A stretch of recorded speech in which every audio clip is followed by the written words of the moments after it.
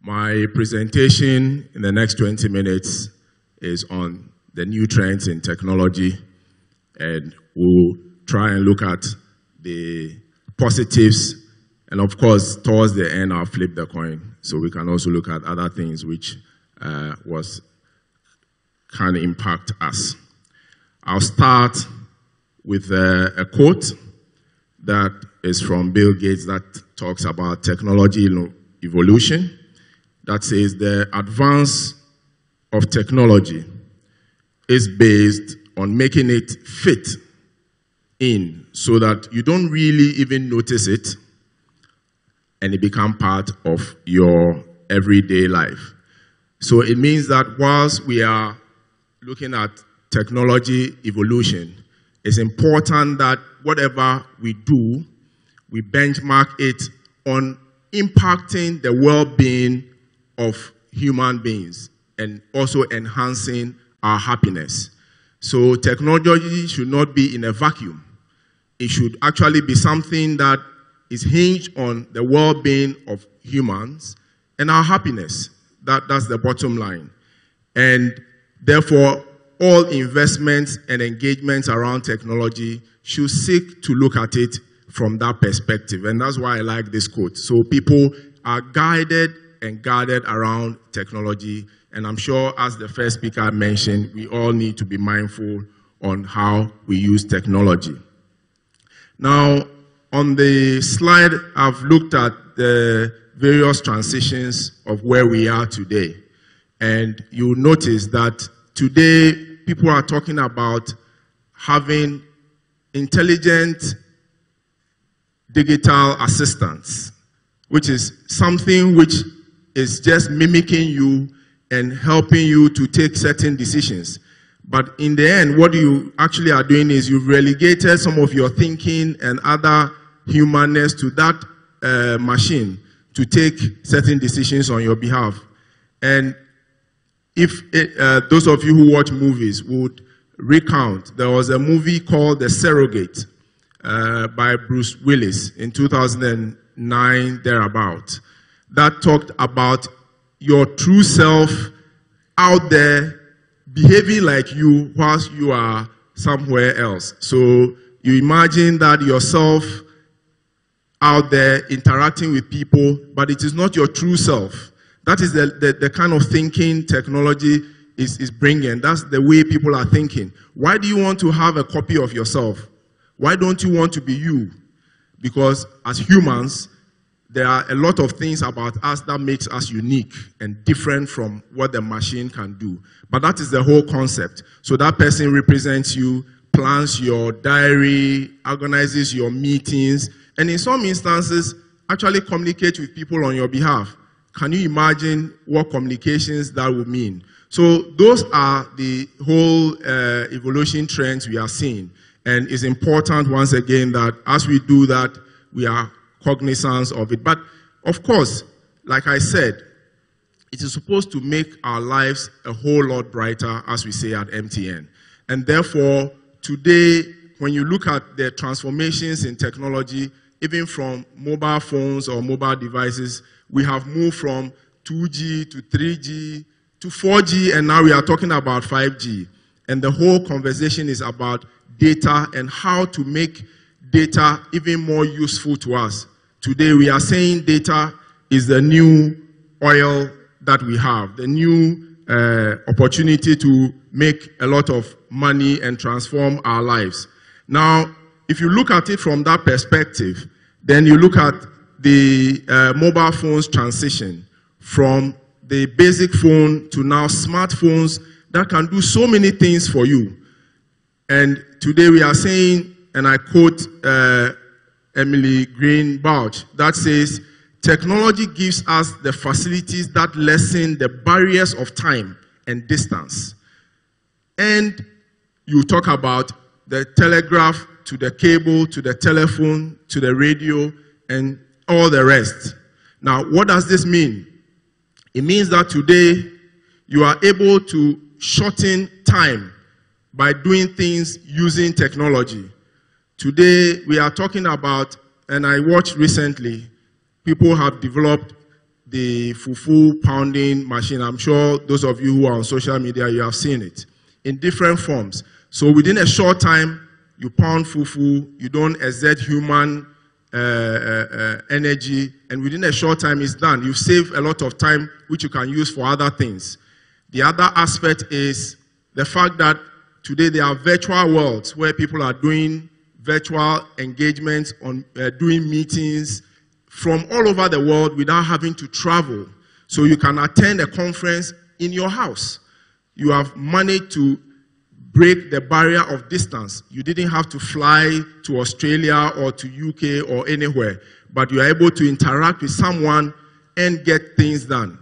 In the same way, today, even in medicine, people are supporting other people in running surgeries remotely because of video calling. So technology has enormous opportunities for us once we can take advantage of it.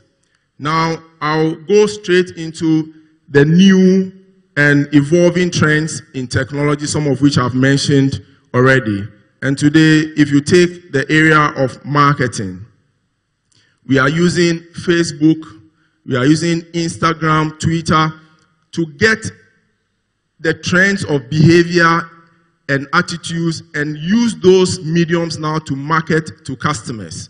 Because now we understand behavior, we understand the trends, and so on. We also are in the area of financial services, which is the area I manage. Today, with financial service delivery, which has been digitized, your money is now digitized. You don't need physical cash to do transactions. And so online, you can pay for services. You can actually also be able to today link, those of you who have mobile money wallet, you can link your mobile money wallet to your bank account. So that when you get somewhere and you need cash, you can actually move money from your bank account to your mobile money wallet, and then you can execute a transaction. It is allowing a lot of people who today or before did not have bank accounts. I'm sure you saw what was talked about when they talked about the EcoBank app. Yes, bank accounts can now be opened on the fly. So you open a mobile money wallet, even if you don't have a bank account. Once you have certain basic KYC, you have that. And you can also perform certain basic financial services, which otherwise you would have had to walk into a banking hall to do. So you can buy today treasury bills from your phone. You can save on your phone. And there are a lot of very life-changing stories that are happening because financial services have been digitized. And within that space, we are now talking about cryptocurrency and all the things around virtual money, where people anywhere at all are able to transact with other people across the world without even seeing them, just because we have made technology to lessen distance and time for us. The other one is in the area of health. And like I mentioned, we now use drones. And this is an example in just Rwanda, in Africa. Drones are used to deliver medical supplies to remote areas where you cannot reach because of the challenges of assessment of those places. Those deliveries are done using drones, and people are able to receive medical support. Like I mentioned, even surgeries are now done with the support of specialists outside using video conferencing, because then, or telepresence, because then you can be live in the environment and be able to assist with the medical, with the surgery. In Switzerland, they are digitizing their medical records. So in the near future, you don't need to carry your medical records along with you, or you don't need to go to the hospital. It is accessible in the cloud. The doctor only needs to get online with your details. Your medical history is there, prescriptions are done, and those deliveries can be done either using, now we are talking about driverless vehicles and the like. In education, people are now attending schools online. Virtual classes are being organized. So opportunity to attend classes without having to be in the classroom physically or go there or travel and you can do exams online. And those exams actually give you qualifications as though you have trained in the classroom. I've talked about communication. Here we are talking about WhatsApp. The MC talked about taking a photo of yourself and posting it on Facebook. Other people who are not here with us today are able to listen to this conversation just by way of technology. And that is the impact of technology.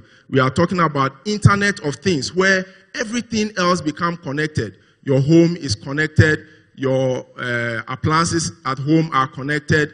And these days we are talking about the Google Maps that also help you to access locations. Everything becomes connected. So everybody is able to access information very easily. And so we are able to interpret, and whilst not at home, you are able to actually turn off your light during the morning and turn it on at night, as though you were in the house. Those are the concepts around Internet of Things. Then the other one is around blockchain, where today you are able to set up a ledger of records which is protected by a technology called cryptography. So that public information that would have been accessible to third parties, you use a technology called cryptography to make it inaccessible. It cannot be read by a third party, but you would have used that technology to actually store that record. And you don't have to keep pieces of paper or other informations in your room or put it on your phone so that when your phone crashes, you can't have access to that data. That information is what is informing Bitcoin and other things which I talked about earlier in the area of digital or cryptocurrency. I just decided to share a picture of some of the life-changing stories we have here in Ghana. And today, our less privileged friends who come from the north, who are head porters, we call kayayes, due to technology, they also can own a mobile wallet. And with the mobile wallet, they are now able to save money and remit money back to their families. In the past, some of them are exposed to losing money they have made during the day because they don't have anywhere to sleep. And so at night, they are attacked. The little savings they've done is taken away from them. But with technology now, even if they take the phone away, your fund is still intact, and all you need to do is set up a new SIM card, and your funds are intact, and they can use it. Our cocoa farmers today, due to technology, we are able to digitize their information. They are able to access weather information to know how the weather is impacting on their work. They are also able to access their market to see how the market prices are running. And most importantly today, by selling their wares, they don't have to move around. Payment is digitized, and so they can pay directly, receive their payment. And the buying companies also are able to avoid the challenges with their clerks who sometimes take the cash. They don't pay the farmers, and they do other things with it. Once again, technology is enabling that right here in our country. And the other aspect of it is the inputs. Suppliers also now can be assured of regular payment. And therefore, the opportunities are enormous for us as the youth. And let me also reiterate that today, if you look at how you develop yourself, as has been talked about, strategy and everything, remember that the world has become digitized, the world has become virtualized, the world has become automated. And therefore, the routine jobs, which are the basic things that you train in, the machine will take it away from you. The robots will take it away from you. So you can only make yourself relevant when you innovate, when you do things that the machine cannot or the robots cannot easily copy. So you need to be innovative and have different ways of looking at things, using your intellect as humans to the full benefit and full potential. So it's important that as we develop ourselves, we move away from the basic and routine things. Like today, if all you did was to go and help somebody to pound fufu, with the fufu making machine, your job has been taken away. What do you do? You know, how do you survive beyond that? You must be able to innovate and do far more than just the physical things that are taken. And it's becoming even scary because today, even research, we are using robots to do research because they are able to use artificial intelligence to process and program information to an extent that humans will take much longer time to do it. And so you need to look at that as a very important aspect of your life. And also, the whole idea of technology is to improve one process above the other. And so you don't need to think about the big things. Look around you. Just look around you. Someone has just looked at fufu, which is a delicacy, and has developed a simple machine that helps to take away the physical element and make that process now cheaper and faster. So what is it that is around you? What are the basic things around you that you can impact with technology? Basic technology. I watched a young man who had developed a bicycle that can go across the river. And it is to help our less privileged brothers and sisters so that when they have to cross the river or when it rains and they have to go to school, they still can go to school. Those are simple innovations that is changing lives, that is transforming the lives of people. So don't look at the big things. Yes, the big things will come, but there's always a small beginning. You need to begin small and transform yourselves into doing bigger things. And so technology is all about improving one process to the next level, and to the next level, and to the next level. Once you do that, you would have taken the benefit of time away. It is now faster, and it also takes the hassle of human interventions out of it. So that's how I want us to look at it. And the future is becoming digital, and therefore we also need to brace ourselves and get into that space. Otherwise, time will leave you, and you'll be left behind. Whilst we discuss all this, I also want to flip the coin now and look at the other side. It was started by the first speaker. You should not allow technology to be a detraction or a distraction to whatever you want to do. You must still keep your focus. I mentioned earlier on that today, because of technology, people are losing their jobs. So in some economies, the way around it is that technology called making income guaranteed. So basic income guaranteed, called BIG, is in countries like Switzerland and Finland, because people are now losing their jobs. And therefore, we need to start thinking about what happens when these jobs are taken away. Today, we have the threat of robberies around us. And the challenge is that for some of those people, they may have been taken out of their jobs. Today, we have taken people out of other jobs due to technology. But the thinking around that is, how do we evolve ourselves such that we can still remain relevant so those people don't become a menace for us? So it's important that we also look at it on the other side. The other side I also want to talk about is technology is taking us to depend on intelligent digital assistants, robots, to do a lot of things. Today, people are using robots to communicate with other people. But the question you want to ask yourself is, where are the human emotions? Where are the beliefs that we have as human beings? Where are our values? Empathy. Can the machine actually be empathic to our feelings? It doesn't have any feeling. So as we look at technology advancements and all the benefits I've mentioned earlier on, we also need to be thinking about the downside so that we don't get into a space where we lose control of technology and it begins to have a negative impact on us.